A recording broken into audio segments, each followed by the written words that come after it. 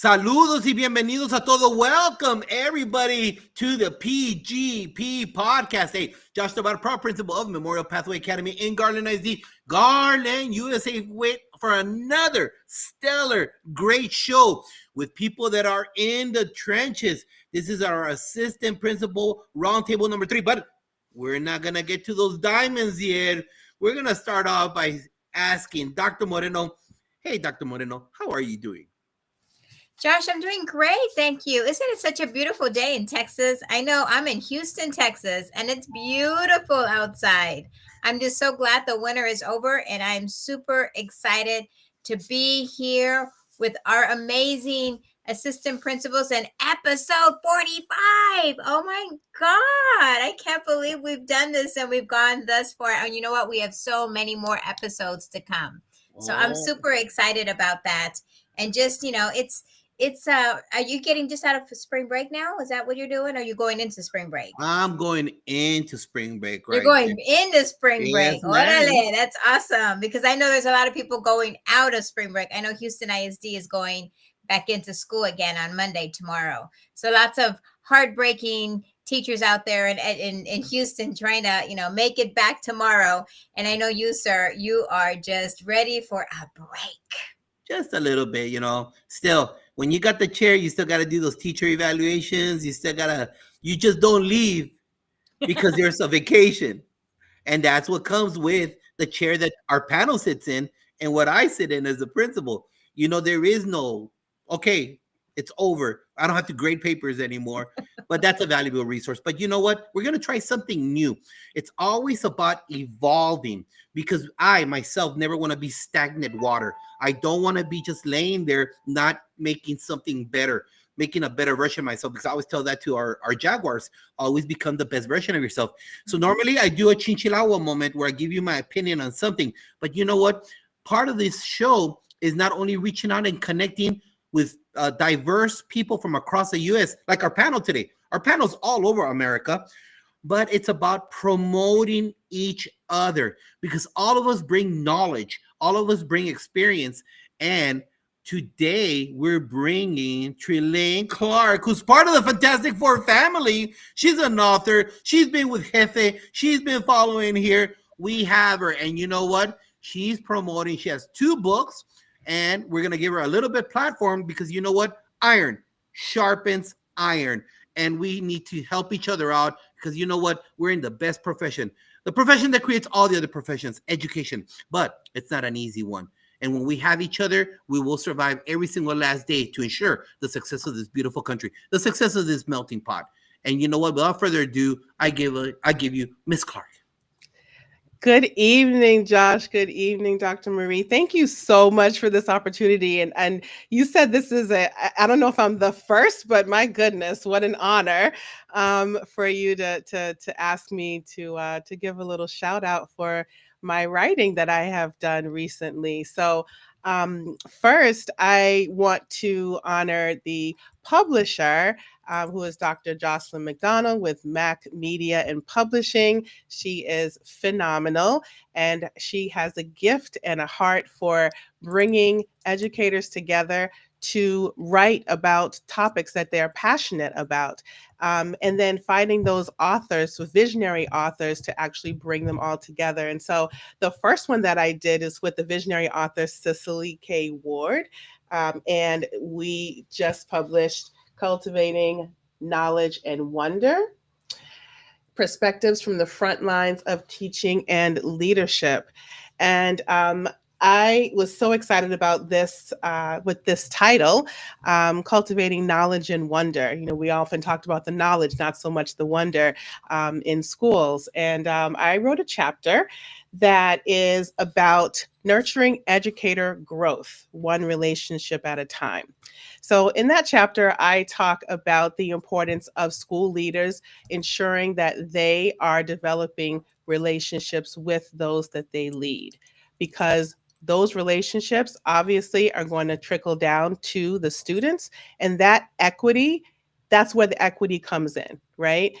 When our educators feel that their leaders actually know them and understand who they are as people first and as educators second, then we can definitely make sure that students have what they need in the classroom. So that chapter focuses on some of the strategies that I have used in terms of getting to know educators in the different roles that I have been able to sit in.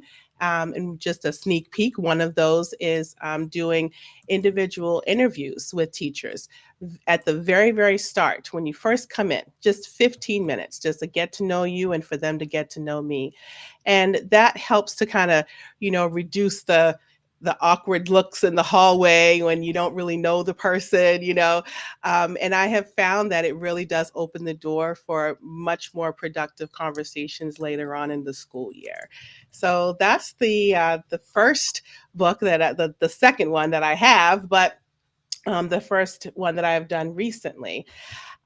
Yesterday, actually, we did a virtual book launch for our next one, which is called Shattering Stereotypes, Fiercely Forging Forward. And also with Mac Media Publishing, the visionary author's name is Dr. Iris Garner. So she brought folks together from all different walks of life, different industries. And that one was really cool. So it wasn't just educators. So we have a book with folks writing about stereotypes that they have been breaking throughout their lives in the different fields. I chose to write about being a new leader. So Josh will remember back in the early days of the pandemic when we met, I had just become a principal right at the top of the pandemic. And obviously, we don't have to go into all the things that the pandemic wrought, but so much goodness actually came out of the pandemic for many people, even as difficult as it was for many people. So I chose to write about some of the stereotypes that I feel like new leaders sometimes confront, people thinking that we know everything, thinking that we think that we know everything, which we know that we don't, that we're there to just sort of like clean house or, change all the things. And some different strategies that we can use to try to mitigate that. And the acronym is called FOCUS. And one of those ways to do that is to focus on your why and your purpose. So that's just a sneak peek on that chapter. Beautiful. Thank you for sharing, Trilene. And we'll be putting that information on the chat. Dr. Moreno is a whiz at doing all this stuff. I'm just a caveman that still uses paper and pen. But we'd like to thank you for being here. Please follow her. She's a dynamic individual who also, correct me if I'm wrong, you're also working with educators in Africa, right? I am. Yes, I'm going back into Ghana. There's a reason why I said that. You see, this lady here, she likes going to Africa. Let's go. Come on, let's go. I got you. No, we're going in July. I am too. Oh, awesome. That's fantastic. Where Africa? In Ghana, Accra, Ghana. Ghana. To the AFCD Ghana's International Educators Summit in July. Awesome. I go to Tanzania and I go visit a school and teach English at a school. Wow. Oh, that's fantastic. Okay. So we have to talk. Yes. There's many reasons why I do things. This is one of the many reasons. So we want to wish you the best with these two books that you have out there. Follow her on the socials. We'll be putting it right there. You can see it. But thank you, because remember, iron sharpens iron. Thank you for being here today. Thank you so much. I appreciate it. Blessings to you. Bye-bye. All right. You too. Bye, Bye-bye. Bye-bye. And now, without further ado, here we go. Out of Alabama, out of Virginia, the Commonwealth, David. Oh my God, where's John? Did we lose John? I think we lost John. We'll get John once he comes back on right now. All right, welcome everybody once he jumps on board. Welcome to the panel, our awesome leaders. A big shout out before we get started to Yolanda McKinney. Thank you for being here from the Fantastic Four family. Remember, Fantastic Four, we have Coach Sean Hurt on Saturdays. Then we have Shika and Tammy following them with Principal Cafele. We are the bookend of the Fantastic Four, the PGP podcast, and Yolanda McKinney here from Texas. Nick Edwards, he's a great speaker from New Jersey. Check him out. He was in North Carolina Conference, Dr. Moreno, last year. but he ate too much at the Brazilian steakhouse. So he's still trying to get that food down. So he can't go this year. Constant Sherrard again, Fantastic Four family. Hey, how you doing there, Mark? Sheikah Houston, show number 2 of the Fantastic Four. Thank you for being here. Hey, Sheikah, can you tell me something? I see Dot McKeever Cheever on my Facebook feed, but I don't see her here on my feed where you guys make comments. Is she coming out? Let me know. I don't know. I don't see her because normally she is the PR person for the Fantastic Four. So let me know, Sheikah, if Dot, are you there? Let me know. But without further ado, hey, panel, thank you for being here. We'll look for John once he jumps on here with probably had some Wi-Fi issues, but I am very blessed to have your experiences and you on the show. And without further ado, Dr. Moreno, take it away. Awesome guest. I am super excited. And you know why? Because I remember when I was an AP myself, and it was the best years for me. So I'm super excited to have a great panel of assistant principals from across the country, but so that we can help understand and know our little background, let's go ahead and give the audience a brief background on the different roles that you served in education. David, we're going to start off with you. Different roles you serve in education, and which one was your favorite and why? Oh, wow. Many different roles. This is my 3rd year as an assistant principal at a Susquehanna Township Middle School. Before that, I taught every grade in elementary except for kindergarten and 2nd grade for at least 1 year. I've been a reading specialist. At the middle school, I've done everything from discipline to state testing coordinator and a bunch of other things. Anything that needs, I roll up my sleeve, and me and my other administrators do it, from wiping down tables at lunchtime to getting a frantic call that there's a mouse in the room. Someone needs to come kill it. Not kill it, take it away. Awesome. Which one was your favorite? I think I missed that one. I didn't say my favorite. My favorite one is probably still in middle school. Students still want to have lunch with me. So there's, private time lunches, in my office, middle schoolers still like that time to hang out and chat with the assistant principal. So that is awesome. I know I was an administrator for all levels as well. And for whatever reason, middle school is one of those levels that people are scared of. I don't know why, but it's like those middle school kids. And I love those kids. Those are my best favorite kids, right? They're awesome. How about you, Miss Dr. Aldridge? Hey, well, I have been in several places. This is my 4th year as an AP at the elementary. I've been an AP at the middle school, which was fun. And now I'm here. I have taught history classes. I have been a track coach, a basketball coach. I taught, probably my favorite was when I taught pre-GED classes to kids who were so low academically that they couldn't even pass a GED test. And they're 17, 18, 19 years old and just could not function in a regular classroom or even in a regular GED classroom. So they would come to me, and I like to call them my little pit bulls, because they had a background. They completely did not scare me, because we would square up quite often. And if I was going to be out coaching, I would tell them, because they just would not listen to anyone else. It was like, we're listening to her and that's it.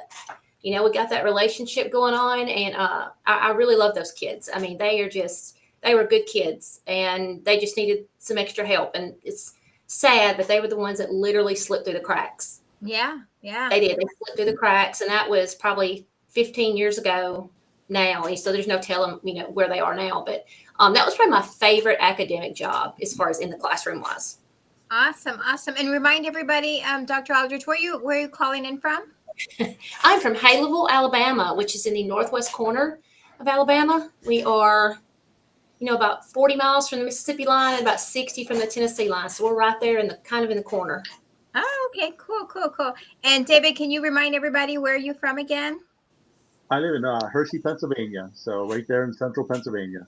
Pennsylvania, Alabama. How about you, Dr. Candace Smith? Can you tell me a different role? First of all, where are you calling in from? Yes. And then your different roles in education, your favorite and why?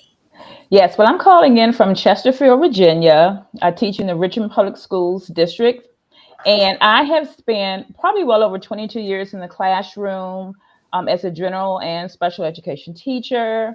I was also a special education compliance coordinator at the building level at one point, summer school principal, and even I did a year of middle school teaching as well. So, but I think throughout all those years, I would probably say a first grade was near and dear to me. Just being able to shape those little babies, teaching those foundational skills, and of course, just building relationships throughout with all the students at the K-5 level was an experience for me. So that was a highlight for me. Probably just working with the babies.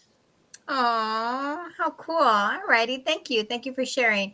And we have John Hurricks now in the house. So, John, tell everybody, where are you calling in from? Tell me a brief overview of the roles you've served in education and which one is your favorite and why. Good evening, everybody. I am calling in from the Dallas-Fort Worth area. I live in Denton, Texas, serve in Irving, Texas. This is year 20 for me in education. I've been a sixth grade math teacher and 6 years as and my favorite role is probably now as an assistant principal. Because I get to affect, more than just my classroom, helping shape the culture of a campus and community, and being able to coach teachers and work with students and parents. It's my favorite. Awesome. Awesome. Thank you so much, you guys. And I'm super excited that we have such a wide array of folks from different states to hear all of the great ideas that you're going to share with all the future administrators who aspire to be assistant principals one day, or folks that are already in the seat, right, in that particular role, and giving them some ideas of what they can do beyond today, right? Here we are, March, and it's almost the end of the year. So guess what? People are kind of eyeballing that summer. So hopefully we can inspire them and help them close out the year. Josh? Big shout out to Arcelia Austri, again, part of the Fantastic Four family. Out of New Jersey, another Dr. Edwin Garcia. Thank you for being here. Yes, we know you love that 8th grade right there. El Profe Sherrard. He's going to be here 2 weeks, Profe? I think 2 weeks. I think you're going to be in the second My Body Temple show that we're going to do about educators and physical fitness. So thank you for being here. Hey, Dot, I don't see you, but Dot McGeever-Cheever, she is the mother of the Fantastic Four. She lets everybody know what's up out there. I'm going to see what's going on, but I don't see your comments, but I will work on it after I get off of this. Hey, let's get back to it. So, David, let us know what motivated you to become an educator, an assistant principal. What motivated you? Let's just go with what motivated you to be an educator. Then we'll go into the next step with the next question. So, what got you in there? I think for me, what motivated me is I always liked school. I liked reading, and it just seemed like a natural fit for me to get in there and become an educator. Beautiful. Candace, what got you to become an educator? Well, I've always... Or who? Did someone motivate you? Who? Okay. Well, I'll start off by saying I've always considered myself a lifelong learner. Growing up, I was always into the books and wanting to learn more. Education was not my original path. I was actually headed towards law school. I actually got all the way up into the LSAT and decided that, no, this isn't really for me. I really want to shape minds, work with young people, work with children. And I ended up doing a stint in the military and working in insurance and doing a few other things, but I came right back into education. It's just kept tugging at my heartstrings in a sense. So that was what pretty much told me that education was the field for me. I just wanted to make a difference in the grand scheme of things, just working with children, helping to build their skills, working with families. And so that's what really prompted me to move towards education, which is truly my passion. Love it. Elise, talk to us. Well, do you want the answer I give everybody or the true answer? In this show, we want truth, 100%. We could handle the truth. Okay, well, I played college basketball and I had no idea what I wanted to be. And I had to declare a major by junior year, December my junior year, to stay eligible for the rest of my junior year and my senior year in college. So I, like Dr. Smith, thought I'll go to law school. Then I realized my parents didn't have any money to send me to law school, so I'll just be a teacher.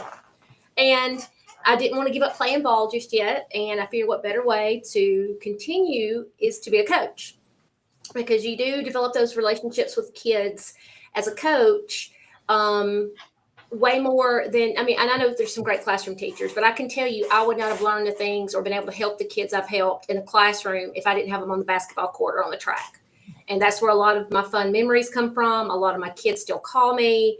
So I would have to say I didn't do this on purpose. I kind of fell into it, because I really didn't know what else to do, because all I knew how to do was play ball. I had no other skills. And thank you for your military service, Dr. Smith. I wanted to tell you thank you for that. But that's kind of how I just fell into it. And, I looked around and I'd suddenly made a career out of it. And I love it. I mean, I couldn't imagine doing anything else now. And thank you it's so crucial that we're truthful. There's an exodus, all of you. We all know there's an exodus in our field. We know we can't fill vacancies. Not only that, but people are moving up too quick, all the way to superintendent, and they don't have that experience now. So there's a lot of missing aspects of the job, of the field, as compared to before Rona. So it's very important that people know, just because you weren't focused, you wanted to be a lawyer or criminal justice or whatever, what you wanted to keep on playing basketball. Hey, we all come from different backgrounds. Dr. Moreno, she was a business industry. It doesn't matter where you come from, as long as you got the corazón for kids. That's all that matters. Si tienes el corazón, vas a tener todo. If you have the heart, you will have everything. Jefe, you enjoy your safe travels right there, Principal Cafele. Thank you for being here. Appreciate you. John, talk to us. Okay, so became an educator like everybody else. I was in my junior year of college, majoring in electronics, statistics classes, and engineering classes with my counterparts. And I discovered that I had a gift for being able to explain complicated things in a simple way. So I thought, hey, there may be something more to this. So I wanted to pursue it and want to start over in my. So I ended up graduating, got my bachelor's in electronics engineering technology, and then started alternative education. So, and ever since then, it's been in education since 2004. So I believe I took the right path. Some people say I'm crazy. I could have made more money in engineering. Wouldn't have been as happy as I am as being an educator. Thank you for those words. Hey, person in industry right now, did you hear what he just said? That's exactly it. Yes, you might not get the paycheck, the commas, but let me tell you, when you change that one kid's life, there's not the type of paycheck that can be written for your spirit as a human, that you change the life of another human. Not only that, but the trajectory of his destiny. Thank you, John, for saying that. Dr. Moreno.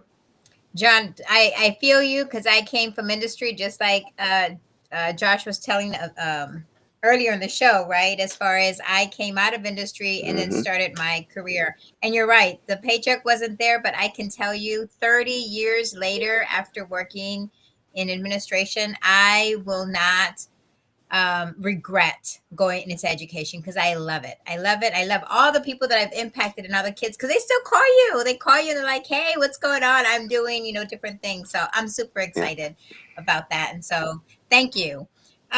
So you guys, let's go ahead and let's peel the onion back some more, right? Let's help these our audience members know a little bit about you as a student, either in high school and I know Dr. Aldridge just already has her eyebrows going up saying, what's going on with that question? But how were you as a student? We'll start off with you, Dr. Aldridge. How were you as a student, either in high school or in college? And how did your parents influence you in reaching to the point where you're in your career now? School's always been easy for me. And that sometimes does make it hard for me to relate to children. I'm like, just read the word. The word says this. And because I never, ever have had a reading issue. So I have to check myself and reel myself back in. And remember, not every child had the same background. My parents have been married almost 50 years. They were workers. They did not go to college. My mom went back later to get her nursing degree, but my dad cut wood for a living.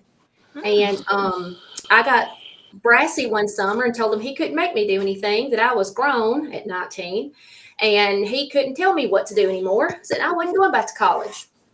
Well, he put my behind in the logwoods with him, topping trees one summer. So I went back to college in August with bells on because I realized, so not afraid to work, but I just realized that wasn't what I wanted to do. And it was just always, it wasn't ever a question. You did your best. And that's how at my house, it was not a question of how did you do? It's why didn't you do? It was you do your best. And if your best isn't good enough, you figure out how to make it good enough. And that's just, you figured it out. And then in college, as college goes, I had no study skills because high school was so easy. I think I see that a lot with our high school students today. They come out of high school's relatively easy. So then they get to college and they don't really have a set of study skills. I did not. I was more interested about bouncing a ball and how fast I could get out of there on a Friday afternoon or whatever. But I developed them because I still had to maintain a degree. And then as I advanced in my career with degrees and stuff, it was still relatively easy. So you just got to buckle down. You just got to, my experience as a student is probably not the norm because I had really never struggled. And I acknowledge that privilege of not having any type of struggle in school. And I 100% acknowledge that is not the case for many, many kids or many adults who I work with. Some of them struggled in school and as adults. And I don't mean like failing. I just mean it may be a different subject area that they're not comfortable with. As an elementary teacher, they teach all subjects. And I have to acknowledge the fact that I am privileged to the fact that school has always been easy for me. And like I said, bring myself back in when I see myself getting a little, well, you could be able to do this because, I can have my moments, but try to be positive and help everybody. Awesome. Thank you, Dr. Rogers. And it's nice to kind of see how, you had very different parents as well, right? Some of the, as far as one was going to nursing school, you said? Yes. Right? Yes. And the fact that your dad brought you along and kind of showed you how it was, you had a very, very good, good foundation. So that's awesome. And I think that grounds you. How about you, John? Unlike Dr. Aldrich, school was not my favorite thing. I did struggle. I didn't have a lot of teachers that really pushed me to do my best and spoke interest in school, which is part of what made me a good teacher. Because once my brain developed, able to realize, okay, different ways that I could help students that were like me. I was also a shy, so I wouldn't speak up a lot in class and understand something didn't work in my favor. But I think that's what helped me to become a teacher and be a good teacher because I could work with those like me that wouldn't speak up because I could spot it. I'd see them in the classroom. So, luckily I grew up and developed some of those skills, but definitely middle school, high school, I was one of the students that was just at the edge getting by. Yep. And we have so many of those kids in our schools today. And so it's nice that you can see yourself in these kids and how do you then support them, right? So that you can kind of get them off of the niche that they have to be more successful. So that's awesome. Definitely. Thank you. How about you, David? How were you as a student, either in high school or college? And then how did your parents influence you? I was going to say, school came easy to me. I didn't really have to study or do that thing. I was what you considered book smart. I had a lot of friends that weren't book smart, but they had other skills. They could build a house, that kind of stuff, trade skills, stuff like that. I had two goals since I was very little. Graduate from college and playing the NFL. I am proud to say I'm the first person in my family to graduate from college. I still watch the draft to see my name being read out by the commissioner. Hasn't happened yet, but there's still hope. And it was easy for me, like all kids. I did some dumb stuff, growing up. Thank the Lord that social media wasn't a thing, and none of our people were fascinated with filming the dumb stuff that they do growing up. So I skated by with that, and that allowed me to become an educator because, today's youth, they like to film everything. Yes, yes, yes. I think you said it. I think you said it when you said we didn't grow up with social media, right? We had pagers. I remember when we had pagers. And so thank goodness, because I would have gotten like really in trouble because I did some stuff that probably would have been on social media had social media back in the day. But yeah, thank you for sharing, David. How about you, Dr. Candace Smith? Yes. Well, like John, I was very, very shy in high school, extremely shy, I would say. But I eventually came out of that. I did not struggle in high school at all. I felt that things came fairly naturally to me. But I was aware of some of my friends that did struggle in high school. And really, that's kind of what prompted me to go into exceptional education, which was most of my teaching years was spent as an exceptional education teacher. So just being able to now, especially as a first year administrator, being able to see kids and meet them where they are, because it was just the opposite of where I was. I did not struggle. So now I'm able to really embrace those kids and help those classroom teachers work with those students who do struggle. But as far as myself in college, I kind of pretty much was in and out of college with the military, but I kind of breezed through it. I did a lot of online learning. But all of that helped me shape where I am today. My parents, they both worked in the seafood industry. My mom did not graduate from high school, but she went on to get her GED when she was in her 50s. And she always wanted to be a teacher. So we talked a lot about that. And even though it was my own dream to be a teacher, I kind of felt that just me becoming a teacher kind of made her extra proud. And just living my dream, but also knowing that it's something that, she had wanted me to do as well. But just working with the students where we're at right now, especially in the classrooms, working with students who are really struggling, especially in our school, helps me really give back because I know that I did not struggle and I have so much to give to them. Yeah, yeah. And APs have so much influence, right? To kind of look at who the kids you're working with. Because I was one of those kids that didn't struggle in high school either. And then when I went to college, it hit me in the face because that was hard. That freshman year was awful for me because that's when I realized, oh my God, I am not prepared for this level of rigor.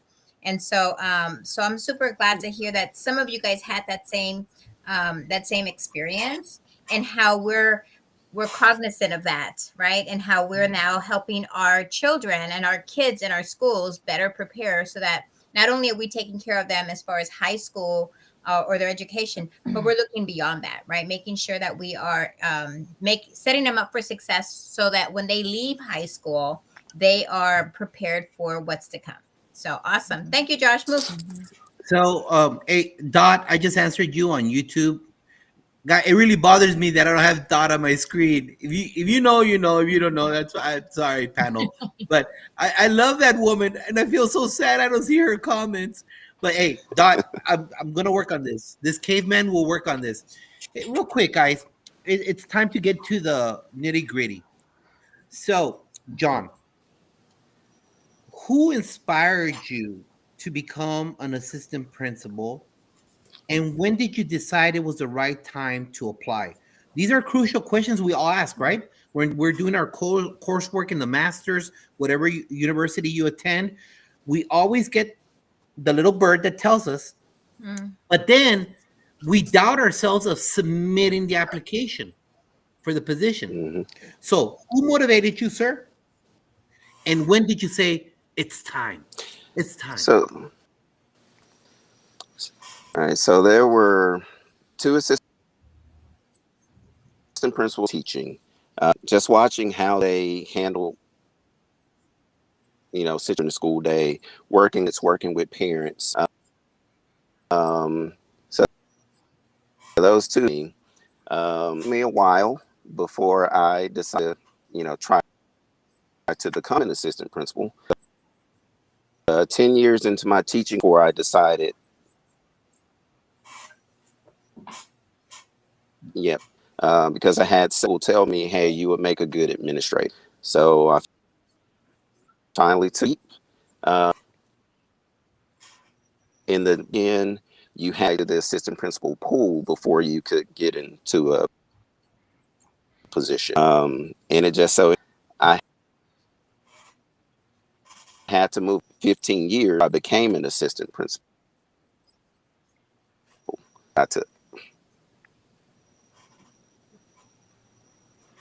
All right. Hey, John, you're breaking in and out just again, right? Just to give you a heads up on that. We heard most of it, but just you're breaking in and out. Just if you want to try to adjust that while we move on to Elise. Elise, who, and when? Well, I'm going to give this lady a shout out. Her name was Candy Garner, and she is this lady who has this grace about her that I could not even begin to have. She handles everything with such smoothness and grace, and she never raised her voice. Like she would chew your face off and make you look forward to it. I mean, she was just one of those. I mean, she was so good, and she still works. She has retired now, and she contracts and does things for us. And she is just such a godly lady, and she is just the way she handled the kids and just watching her rapport with the other people within the building. And you never felt like you were burdening her for going to her. Because like now some of my teachers will go, oh, I hate to bother you. And I have to tell them, you are not bothering me. This is my job. My job is to make your job easier. That is what my job is. And she never, ever made us feel like a burden, like regardless whether it was a personal issue we were having a day, if it was a work related something or with a child, she was just open and she would talk to you. And if she didn't know the answer, she would tell you, I will find you the answer. She did not, blow smoke or just talk to talk. She is truly a wonderful, wonderful lady. And I'm so proud that I got to work with her as well as under her, as her my superior. And now we work side by side a lot, and she is just amazing. When did you know it was right? I knew the time that it would take to do this job I don't think anybody thinks about the time to become an AP. The time that I am gone is a lot. And I don't know if my colleagues here can say the same thing. I'm gone a lot as far as up here at my job, or I'm working at home. And once my kids got old enough or older to where, they had finished their basketball and their track and their baseball and all that, and I realized that they didn't need me as much because they're in college, that's when I knew it was time, because I did not want to sacrifice my family at that time for this position. And I knew I couldn't balance the two with my children being little. And now that they're 20 years old and 21, it's balanced now. Thank you for sharing that. It's very important. Hey, educator out there, what she just said, facts. Dr. Candace. Yes. Well, let me start off by answering that question by saying it was hard for me to leave the classroom. And the reason why I say it was hard is because I consider myself still very much a lifelong educator. I just had gotten really settled in the classroom and had really, I want to say, really honed my craft of teaching and just building relationships with students. But I did have an assistant, a principal in my last school that I was at as a classroom teacher who really motivated me, along with the assistant principal. Her name is Ms. Hines. She really encouraged me to take that next step. And I had been applying for assistant principal positions for a long time, but now looking back, it really wasn't the right time for me to move on. And I like to tell a lot of people who are looking for AP positions that your time will come, because with me, I felt that I had to just do a little bit more in the classroom, get a little bit more of a leadership experience, and just working with the students in my classroom and making such a big difference, especially with my the K1 and 2 students. I felt that I wanted to make a bigger difference on a larger platform. I kept telling myself, if I can reach these 22 students, think about how much more or how many more students I can reach. And honestly, this last year, I was really thinking about, hey, doing another year in the classroom. When it comes, it comes. I've been praying about it. But my principal told me about a spot that was opening up for a summer principalship position and encouraged me to go for that. And then after I went for that, just the doors, started opening up, and I was able to move into my first assistant principal position. But however, like I said, it was tough because I had been in the classroom for a while and I had really enjoyed teaching. And so the neat part about being an AP, though, is that I still get to see those students every day and get into classrooms. So that's what I enjoy. But she inspired me, and here I am today. Beautiful. David, what about you, brother? My mentor, Dr. Sean Kovac, was the one that got me interested in doing the principalship certification. And he gave me a lot of leadership roles as I was in the classroom to kind of pique my interest. And that was back in 2009. And then once I got my certification, I applied for like a lot of, AP job stuff like that. No. I finally took my first assistant principal job back in 3 years ago. And it just happenstance that a friend of mine that I worked with, her husband became principal, and we were friendly. I knew him. We, hung out. And I haven't worked with her wife for like a couple of years, but he contacted me and said, "Hey, I'm going to be stepping into the principal role at this middle school. I want you to come aboard. I know what you're about. I know you. I need someone like you to help me, come into this building and take it higher with that." So don't get discouraged as you're applying for AP jobs. You're gonna hear a lot of no's before you got. It's not for me. It wasn't about timing. I think it was about right fit. I'm at the right place with the right people, and every day, even though I'm exhausted at the end of the day, every day I want to get back up and go back and work with my people. So it's not always about timing. Sometimes it's about right fit, and for me, it was the right fit. I found my people, I found my place, and I'm happy. So,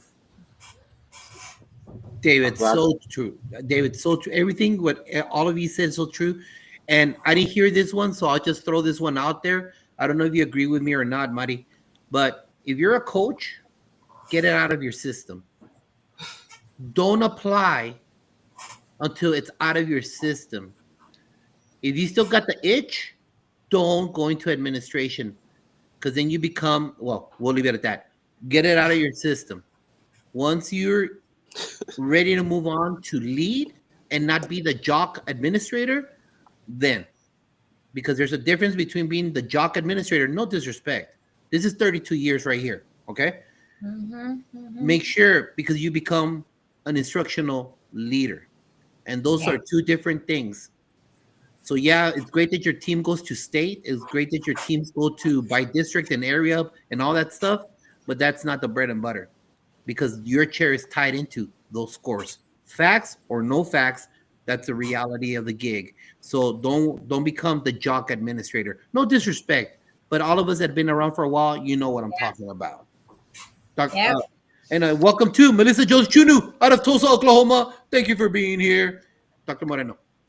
Josh, oh my God, I was a varsity volleyball coach, and I had to take it out of my system. I couldn't do both, right? And it was a position that I aspired, right, to be the varsity volleyball coach. I was the assistant coach for basketball, but you know what? The chair is what I wanted, and I had to kind of cut the cord. I had to cut the cord and say, you know what? I can't do this anymore. So I hear you, Josh, and that is facts. That is so much true. That is so true.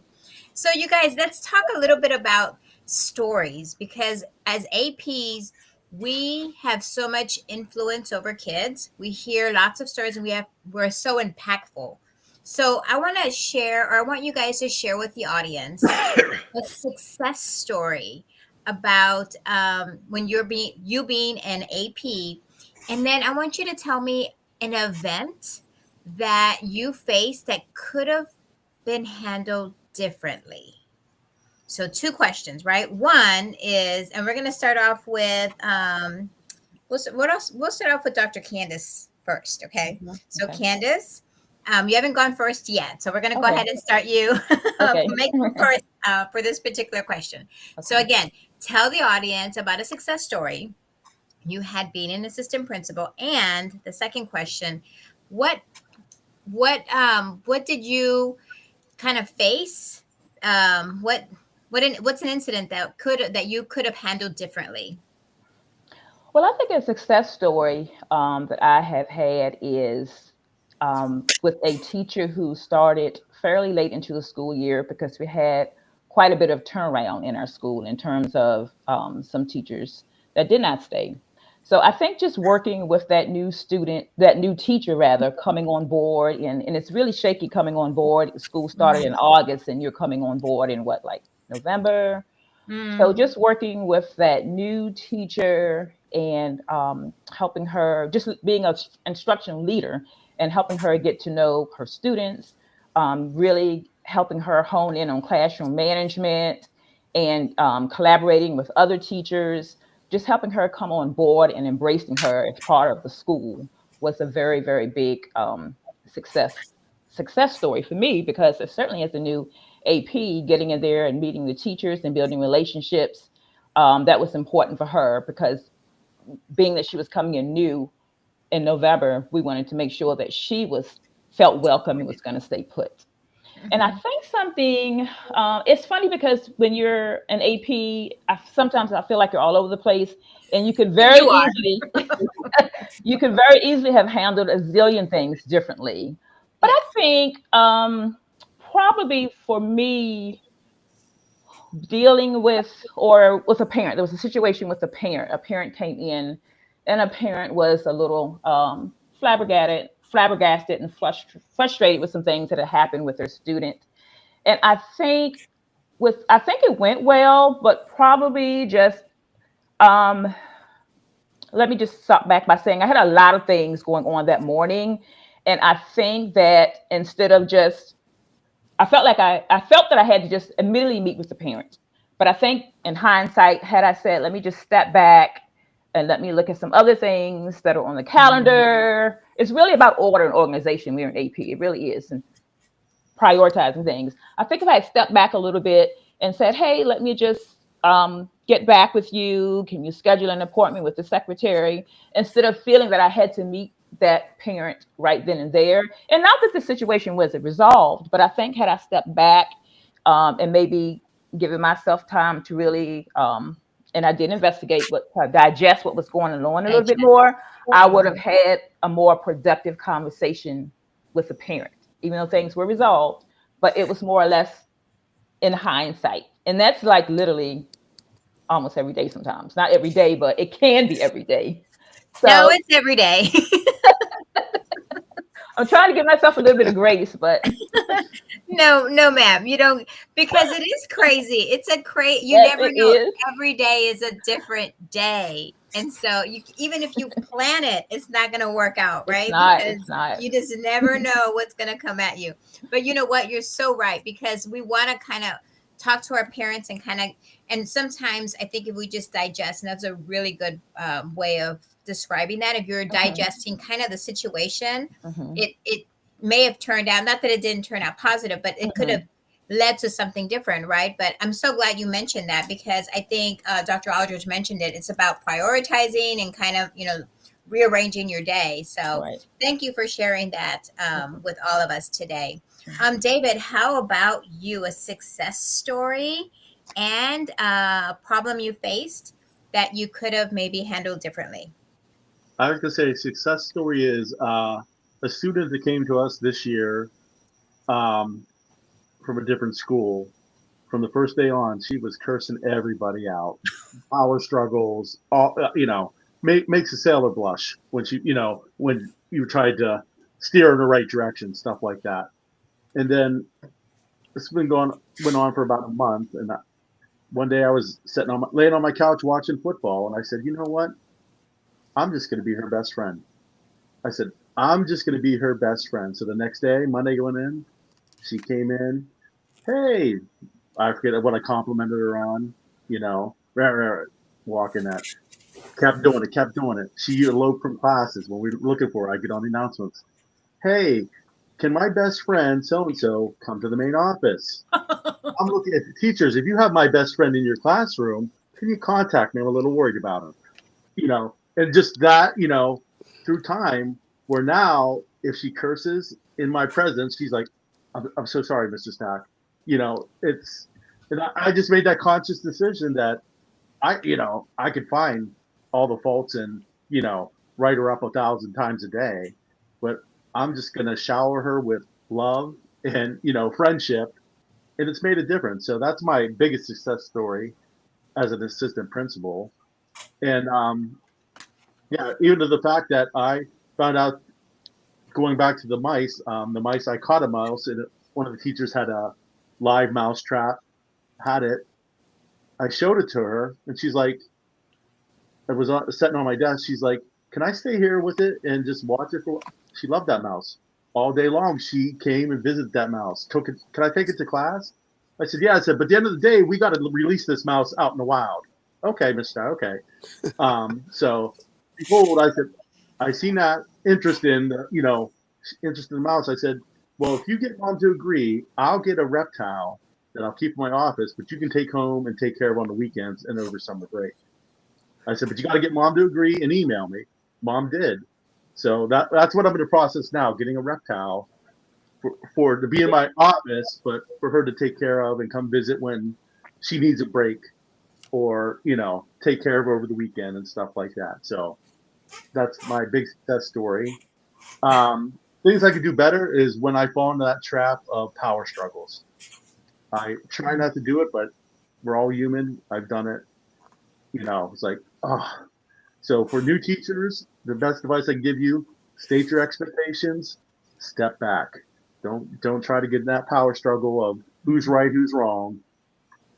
Hey, here's what we need. Here's your choices. You decide. Set a time limit or whatever. At this time, then you're going to force me to make the choice for you. So here's your choices. You got this long to marinate in it, digest it, and let me know. But after this time, I got to make the choice for you because we got to move on with the day. So. Yep, I hear you. And you know what? I like what you said as far as giving them time, because so often do we have our kids that have that resilience that they just want to fight you, and we just want to dismiss them, saying, you know what? If you don't want to listen to me, then fine, and you want to dismiss them, right? But it's what they were looking for. They're looking for relationships. They're looking for trust. They're looking for that bond. And the fact that you're calling them, what'd you say, my best friend, or my, and so here they are, trying to find this balance, and within time, like I said, they'll come around. So I love that. Thank you for sharing. How about you, John? A success story. All right, get better. Yes, we can hear you. Success stories. One of the success that I've had is we had who was very fond of eloping, also destroying the classroom. So we worked with her, is working with parents, trying it so that we can get her into the routine of school. Hey, John, do me a favor. We figured out a plan for go half days. Mm-hmm. Hey, John, can you do me a favor? Can you shut off your camera for just a second as you talk? I think it's your Wi-Fi that's a little weak. If you shut off your camera so we can hear you, I think your audio will be a little better. Okay. Let's try that.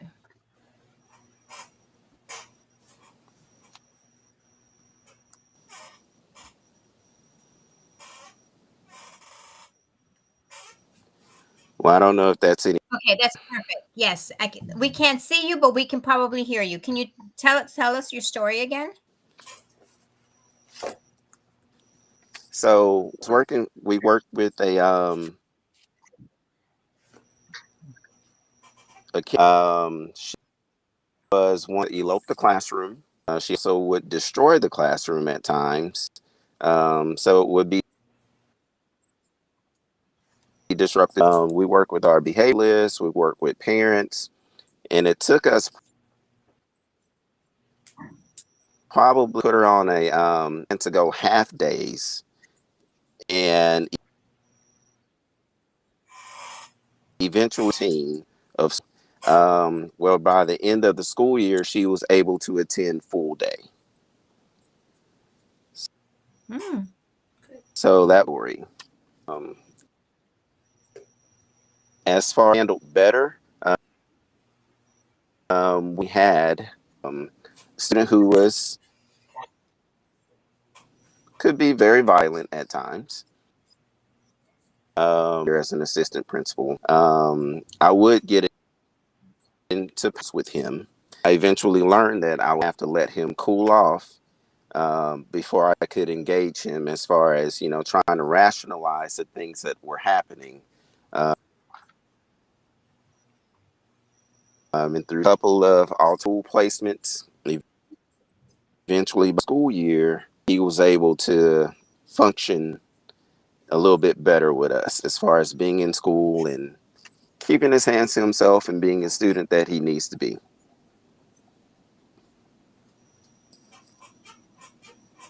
Okay. Well, you can turn your camera on so we can see you again, John. That actually worked a little better. But just a couple of comments. I absolutely love the fact that you modified his schedule to help him get through the day. So many times we put kids in ISS or we discipline them for doing something bad as opposed to kind of correcting the problem and kind of getting to the root of the problem. So I love the fact that you modified his schedule and eventually he was able to stay for the remainder of the day. So kudos to you and your team for putting something like that together to help that student be successful in school. So thank you again. And actually, as I mentioned again, shutting off your camera when you're talking actually works a little better. So thanks again. And last but not least, Dr. Aldridge. Success story. Well, the first one really has absolutely nothing to do with me, but I just think it's cool. I have 6 former students that work in my building. So they either taught them, coached them, had them in the gym, had them on some sort of team, had them in history class. So we have had that relationship for many, many years. So they really feel open to coming and talking to me because I almost seem like they're my kids. Like I'm like, you're my girls, even though, they're just mine. And I tell them you're mine. So when parents get a little aggravated with them, I'm like, the mama bear comes out in me. I'm like, wait a minute, they've been my girls for a long time. But one success story revolving a student would be last year. This little girl, she would get violent and she would kick, scratch, bite, scream. And that meant that we would get kicked, bitten, scratched, whatever. And we put some things in place for her, through a plan for her. And one of her accommodations was a calm down place. That when she recognized, she said, I can feel my feet get tingly when I start to get mad. Like she could recognize the physical symptoms. She couldn't tell you why she was mad because she was in first grade, but she could tell you she's fixing to blow her top. And she would come in my office and sit down and I've got a Rubik's Cube and she would take all of that energy to solve that Rubik's Cube. And that's what she still does that. Even that was last year. Even this year, she'll come in here and go, I need a break. And I'll continue my work or go in and out. And she sits in one of the chairs and she just does the Rubik's Cube. I mean, she takes all of that energy physical and puts it toward that puzzle because she is very analytical minded. I mean, she remembers everything. She's doing so much better. I'm so proud of her. But she recognizes now the physical parts of being mad. Like all the little ones, a lot of times they can't tell you why they're mad. They can just tell you they are. And we tell them, it's okay to have feelings. Feelings, you can get mad, slam that door, get mad. We can get mad together, but you got to learn how to handle it. And something to do better. Oh my gosh, my first year, I thought I was doing everything wrong. Everybody hates me. This is the wrong thing. But mine was probably like Dr. Smith. I felt like I had to meet the parents right then. And you don't want to meet an angry parent right when they're angry. And a lot of times they'd come angry and we wouldn't know because the kids would text them before we even knew. And they're up here in the mad. And I'm like, I don't even know what you're talking about. So I know, I'm like, so then we don't look very smart. But I have learned, and I cannot tell you, and I wish I could remember which wonderful speaker I heard said that your office needs to be like a doctor's office. It's not an emergency room. It is a doctor's office. Make an appointment. Mm-hmm. If it's a true emergency, we will handle it, I promise. But because you got mad that the lunchroom lady looked sideways at your kid is not an emergency or whatever. And that is something that we have really tried in the office up here is you can schedule an appointment. That way we can see what's going on. Everybody's involved and it's not fly by the seat of your pants and I don't feel, or the others don't feel so unprepared. So that's kind of been our motto. It's a doctor's office, not an emergency room. I love that. I love Mhm. that analogy. It's a doctor's office. I even wrote it down just I because don't know if it was Brian Mindler, who's a wonderful speaker, or somebody else. It may have been Brian Mindler, who is a wonderful educational speaker, may have said that when he came and spoke to us that, because not everything is an emergency. But I don't know if that was who said it, but I want to give credit. It was not me. How about that? It was not me. I heard it from somebody Mhm. else. But that's been our motto this year. You can schedule an appointment because I don't come to your job and demand to see you over something. Yeah, that's true. That is very true. And I love the fact that you worked with the student to kind of identify what her triggers were, right? And what she was experiencing prior to the blow up and the, explosion as you mentioned. So that is so cool that you did that to help her go through this trauma, right? And working through this trauma that she has so that she knows how to identify it and work through it. So awesome. Thank you. Josh? So we're closing off the show. We got a few more questions. They're real quick questions where we're gonna pick your brain. So David, finish this line, my man. I wish someone would have told me blank about being an AP. I wish someone had told me that other duties as assigned was part of the contract. I did not read that.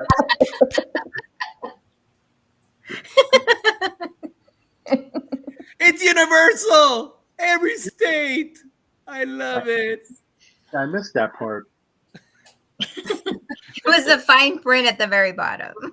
My age, I might be the glasses. I might have, been between prescription updates that I missed that part. But So true. John, I wish someone would have told me blank about being an AP.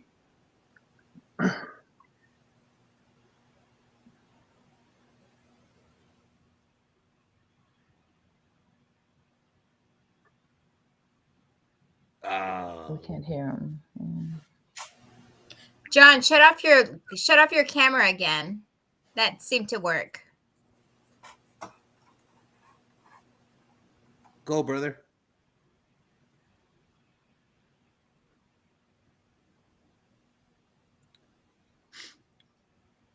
It's that state of Texas, man. I'm telling you. It's all that burnt orange. Oh my goodness. John, are you talking? Because now I can't even see your lips. Mary, put him on the private chat. Tell him that we can't see or hear him. All right, Elise. I wish someone would have told me blank about being an AP. That at an elementary, they want to hug you all the time. And sometimes that's what they need. They need a hug.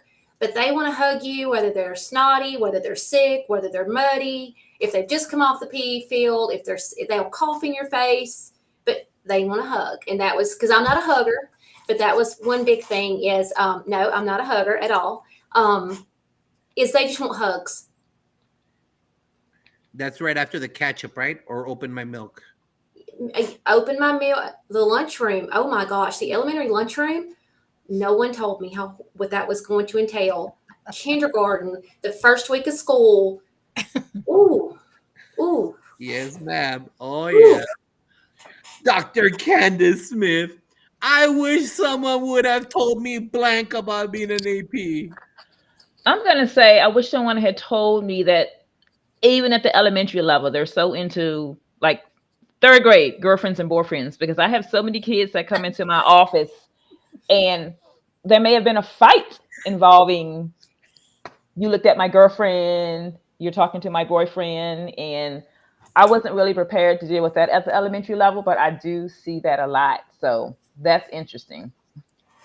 Hey, America, when you apply for that chair, look out for these things. They're telling you. It's real stuff. John, yes. I wish someone would have told me blank about being an AP.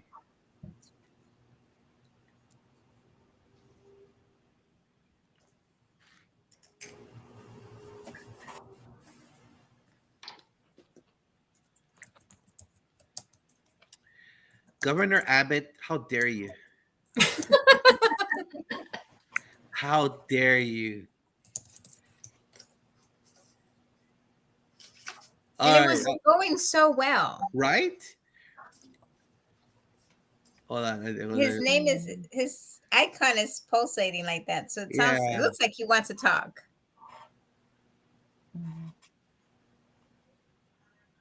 He's got two different cameras on. Yeah, I think so. Let me see over here. All right, try Oh, it. here's John. All right. Can you guys hear me? Yes. Yes. Mhm. Let's go. All right. So I wish someone would have told me about the amount of time I would spend worrying about other people's children. Mhm. So that's my big thing. Facts. Remember, hey guys, out there, before I hand it over to Dr. Moreno, when you go home, you're bringing a lot of children in your head. Yes. A lot. John, facts. Dr. Moreno. Guys, real quick, what troubles you at night? We'll start off with Candace again. What troubles you at night about our field and the future of education? What troubles me at night about the field is just in the future of education, just making sure that we're all on the same page and that we are all putting the students first and what matters to them most. Equity for all students, regardless whether they're special education, general education, just making sure we're moving in the right direction on that platform. Awesome. Awesome. Thank you. What about you, John, now that your mic is working? Okay. What was the question again? What troubles you at night, sir, and the future of education? What troubles you at night about our field, and what do you think about the future of education? What troubles me the most right now is the lack of support for public education, especially in the state of Texas. Yeah. We need people who support education and who have the fortitude to make the right decisions when it comes to children. One of my concerns about the future of education is how do we make the field attractive so that we can keep great teachers where they are and help grow other teachers, other people to want to be in the profession. Yeah. It's like there's some things that we can do better as far as educators and just the overall education system in itself to incentivize people to want to be teachers again. Yeah. True. Facts.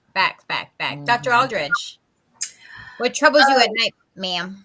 Oh, so many things. I think about the direction that the colleges are putting out teachers, because I have seen a huge difference in teachers my age who had face-to-face college education classes and then people who are doing them solely online since the pandemic. I mean, to me, it's like night and day. I'm not saying one's better than the other. Not saying that at all. I'm just saying you can tell who's had that face-to-face educational experience. So I worry about the quality of teacher that's being put out there for our kids. That bothers me. That bothers me a lot. And also, I want teachers to be treated as professionals. I mean, as a professional, you would not dare go into a doctor's office, lawyer's office, wherever, and scream, rant, and rave. What makes you think you can do it at a school building? True. I mean, because my colleagues are just as educated as any of those other people. So, treat us. And I would rather you treat my teachers, treat them better than you treat me, because they're the ones in the classroom. I'll take your fussing and your cussing for a short amount of time, but they're not going to take it at all. They're not going to take it at all. So I just wish we would treat our teachers like professionals. And then it would be like John said, we could get the retention and we could have the teachers that want to stay, and we could build everything that needs to be built to make it better for our kids. Because that's what it's about. It's about the kids, but we adults have to get our stuff together for the kids. Yeah. True. And David, what about you? What troubles you at night, sir? And what do you think about the future of education? Troubles me at night, probably the student access to equal education, the same quality of education, whether they go from one district to another, it should be the same for all students. Future of education, I think it's going to swing back to the positive, but there has to be a change where we attract more quality people that want to be in education and want to do a good job for kids. Awesome. Thank you guys for sharing. I know that was a lightning round, but we're almost to the end of the show because Josh has the last question before the Échale Ganas. So, and you know what? At least we're gonna have a show in episode 49. It's gonna be teacher prep from the college angle. I need one more guest. So if you're out there, America, and you are in the college at the college level, either teaching future administrators or future teachers, or you're part of that alt-cert program, reach out to me. I need one more guest so we could have a panel, because that's crucial right now. We're all facing this when we're interviewing, right? And when we interview some candidates, we're like, what? I'm sorry, brother. I can't hire you because I don't want to deal with all the referrals and stuff that goes with you. So, I mean, that's just a fact. I'm sorry. We're dealing with that right now in education. So as you guys have sat in your chair for a while, I want you to teach future assistant principals two things. How can they grow their PLN, their professional learning network, and what organizations do you recommend that they join? Those are important. Those are crucial things. And if I'm asking you something that you're like, I don't, that's okay, because it took me years. I was an AP for 13 years. And I didn't join an organization till the latter part of my tenure. So how do you recommend people grow their PLN? Number one. And number two, what organizations do you recommend?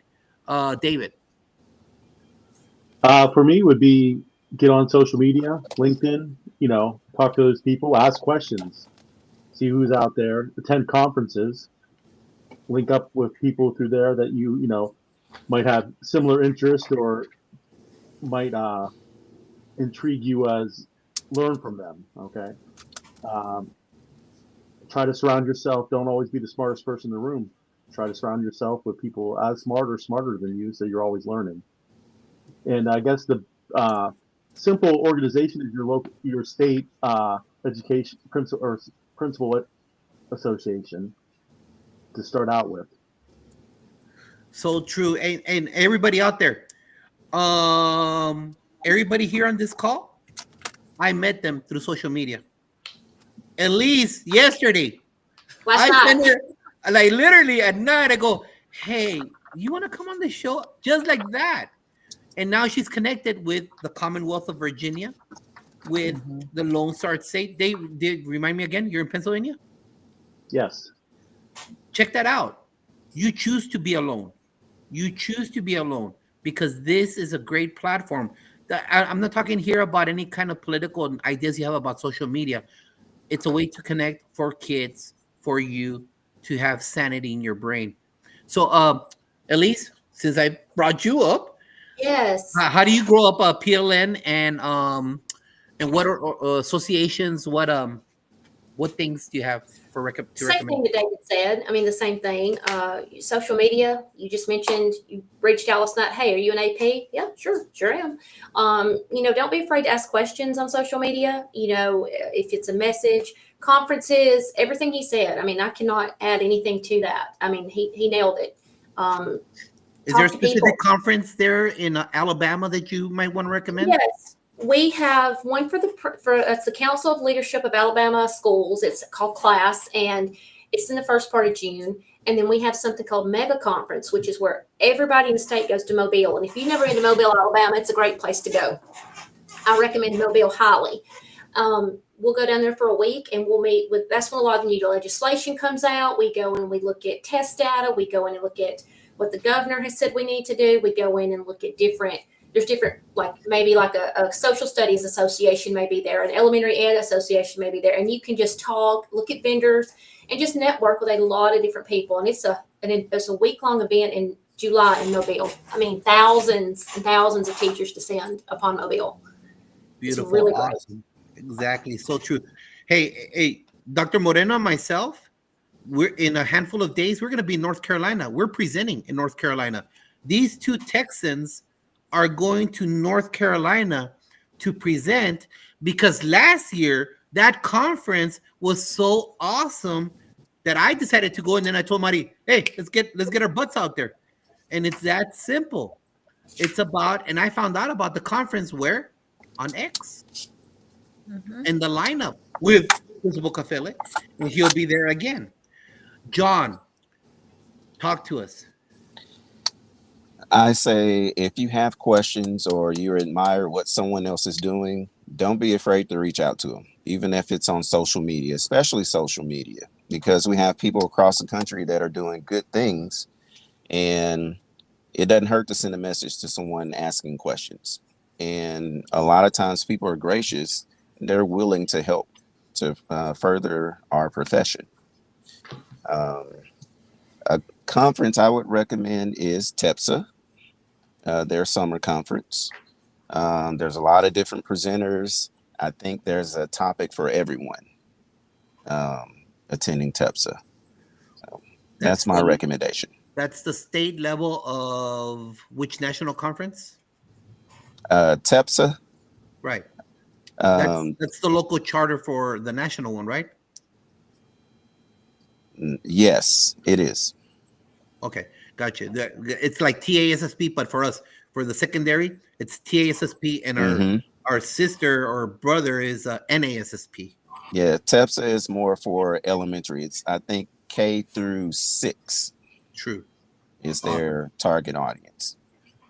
Dr. Candace, growing your PLN, what organizations, what conferences? Yes, well, I'm definitely just starting out myself, but I would definitely say start local, because of course we're not in a vacuum. It's easy to be in a vacuum, but we need to, just expand and get around other leaders, blogs, different types of blogs that may be on, connecting to other social media platforms, and just seeing what other educators have to say, especially educators and leaders that are new to the field. I am actually attending the SREB conference this summer in Louisiana. It's school improvement.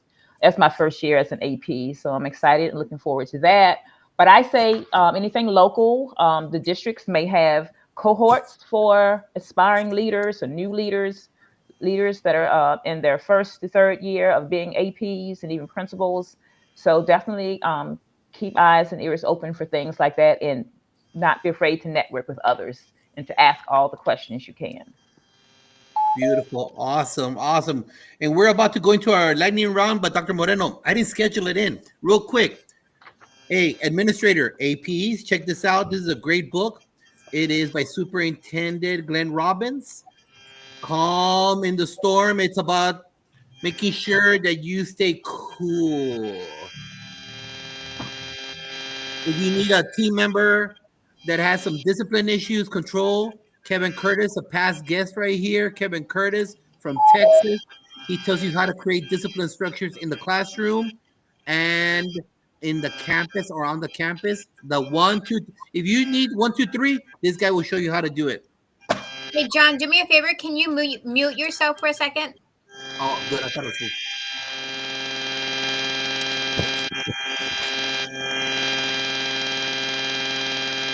John's in the house. John Gaylord. We're going to meet him in the conference in North Carolina, Marty. We might break bread with him. The Dr. Pepper effect. He ties in music to education. And as you could tell what his favorite band is, and he connects it to the Beatles. So if you want to know about how to tie in your community culture to the Beatles, awesome read. Hey, and notice the type of books I get. They're not very big, all right? You know what I'm talking about when you're doing all the testing and referrals. And the very last one, just like Trey Lane, 23 Stories of Educators. There's this one guy who wrote a chapter in there about how to connect the culture and climate of your campus by Barbara Bray. And just so you know, we get no money from none of that because it's about supporting each other's because we're in the best profession.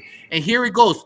The Échale Ganas questions. Lightning round. I do not want a long answer, guys. If you do give me a long answer, I'm going to go, don't get offended.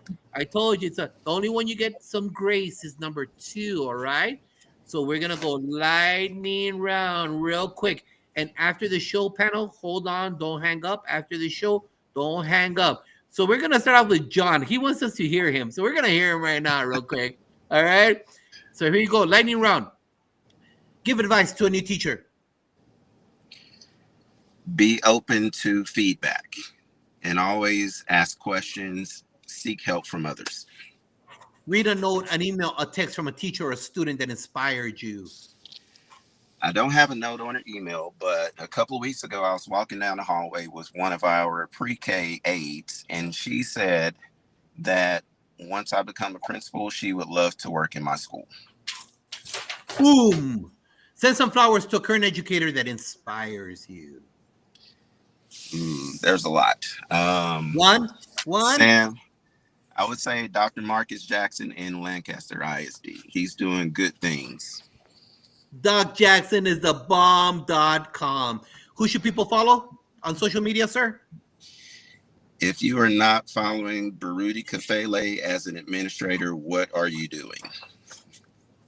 What's one song that embodies you, your spirit as a person? It would be Love's in Need of Love Today by Stevie Wonder. What's your favorite quote? Favorite quote is from a friend of mine who used to be a principal. Whatever you do, do it with excellence. Perfect. What's your favorite cheap food or sweet? Favorite sweet would be Reese's Peanut Butter Cups. They're undefeated. Agreed. What's your favorite TV show or book? I don't have a favorite TV show or book. I would recommend The Assistant Principal Identity by Principal Kafele. How can people get a hold of you, young man? You can follow me here at Mr. Hurix on X. And that's pretty much the main social media I use. Exactly. Gotcha. Here we go, Elise, going to you. Give advice to a brand new teacher. Ask questions. Read Always a ask note. questions. All right. Sorry? Read a note, an email, a text from a teacher or student that inspired you. One of my former track runners told me, he wrote me a letter. I was his teacher of the week one time. He said he looks forward to the end of the day because I've made sports fun and he learns a lot in the classroom. And I still see him out and he still waves. And I keep that on my desk so when I'm having a bad day, I can look at it and see what's going on. Love it. Send some flowers to a current educator that inspires you. All the kindergarten teachers, they are saints and we don't pay them enough. Any and all kindergarten teachers everywhere. Agreed. Name one person people should follow on social media. Daniel Buck. His name is at Mr. Daniel Buck. What's one song that embodies your spirit as a person? Fighter by Christina Aguilera. What is your favorite quote? I like the Man in the Arena speech by Teddy Roosevelt. Agreed. If you're not in there getting your tail kicked, I'm not interested in your feedback. Facts. What's your favorite cheap food or sweet? Cheese dip. Cheese dip and chips. We have our first cheese dip, Dr. Moreno. Our very first one. What's your favorite TV show or book? I love all things NCAA. Football. I'm so sad football season's over. Basketball season. I love March Madness. And my favorite book would either be the Bible or any psychological thriller. How can people get a hold of you, young lady? On X, it's at Elise_Aldridge. It's ELYSE_Aldridge, ALDRIDGE. And that's pretty much the main social media that I use for things like this. Perfect. David, give advice to a new teacher.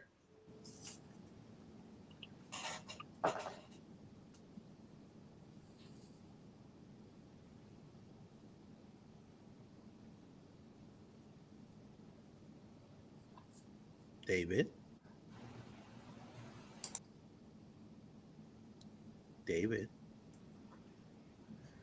Darn it, Governor Abbott. Pennsylvania too.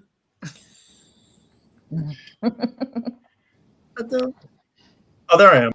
Am I on now? Go. Yes. I wanted to make John feel good that he wasn't the only one having. Equal John, opportunity. I got you, John. We're all in it together. Give advice to I a was new gonna say- teacher. Take it day by day. Greatness wasn't built in a day, so Well, there you go. Read a note, an email, a text from a teacher or student that inspires. I have a whole container full of them. But the best ones I have are former middle schoolers saying, "Are you going to be our principal next year? Are you going to move up with us? And they keep emailing me back. When you come to the high school, stop in and visit, which I do. Perfect. Send some flowers to a current educator that inspires you. My dean of students, Miss Woodson, who is an advocate for the kids. It's not about the punishment. It's about let's restore the behavior to where we want them to be. Love it. One person people should follow on social media? Dr. Chris Yoakum or Stand Tall Steve Bowler. What is one song that embodies your spirit? Welcome to the Jungle, Guns N' Roses. Woo! What's your favorite quote? Oh, I got here. Let me pull it up real quick. A child that is not embraced by the village will burn it down to feel its warmth. Build those relationships. Oh, I love that, brother. Oh, I really love that. What is your favorite cheap food? Or sweet? Chicken wings, drums, extra crispy, blue cheese. There you go. What's your favorite TV show or book? Right now, TV show, I'm hooked on the new Matlock. Oh, really? Okay. Yeah, okay. and book is Lean Into Leadership by Darren Peppert. Love it. How can the audience reach you, young man? Oh, LinkedIn is my main go. Right now, I'm writing my dissertation. I only have, when I do get that time, I do LinkedIn. That's it. Right now, LinkedIn. Reach out to me, ask questions, connect with me. And he will get back to you like all these other guests. They're awesome educators. Candace, here we go. Here we go. The Commonwealth of Virginia. Give advice to a brand new teacher. Build relationships with those students and those parents. Relationship building. Read a note, an email, text from a teacher or student that inspires you. For one of my first grade babies, Dr. Smith, I love you so much. You helped me read books, and I love words. From one of my first grade babies. Bingo. Send some flowers to a current educator who inspires you. V. Tanaya Hines, my last principal, inspired me and still inspires me. Who's one person people should follow on social media? Well, in addition to Principal Kafele, I'm going to say Create and Educate with Dr. Houston and Dr. Taylor. Agreed. What's one song that embodies your spirit as a person? Rise Up by Andre Day. All right. What's your favorite quote? I can do all things through Christ who strengthened me. From Amen. 4:13. Amen. What's your favorite cheat food or sweet? Golden Oreos, my favorite. The golden Oreos? The yellow ones, not the chocolate ones. Yeah, the yellow ones, but they're called, yeah. All The right. package says golden. All right. I think anyway. Thank you. We have our very first golden Oreos there, Dr. Moreno. Here we go. It's a lot of firsts today. A lot of firsts today in the show. What's your favorite show or book? I don't have a favorite show. Devotional books, the Bible is definitely my favorite. Amen. And how can people get a hold of you and get some knowledge from VA? Well, I'm building up my platform on X, so RVA Educate. RVA Educate. Gotcha. Yes. And everybody, you know that those handles are on the show notes that we put out there. Thank you for the Assistant Principal Roundtable number 3 from all parts of the United States. We want to thank everybody for giving us some of your time. We know it's a valuable moment. We don't know if you're watching it live right now. We don't know if you're going to watch it in the rebroadcast. Like and share it. We want to make sure that you get those algorithms going, just like all of us. This is an algorithm world. Principal Kafele says that, but that's a fact. And this is all free PD. You don't need a PO. You don't got to go into your Title I money. You don't got to use that 199.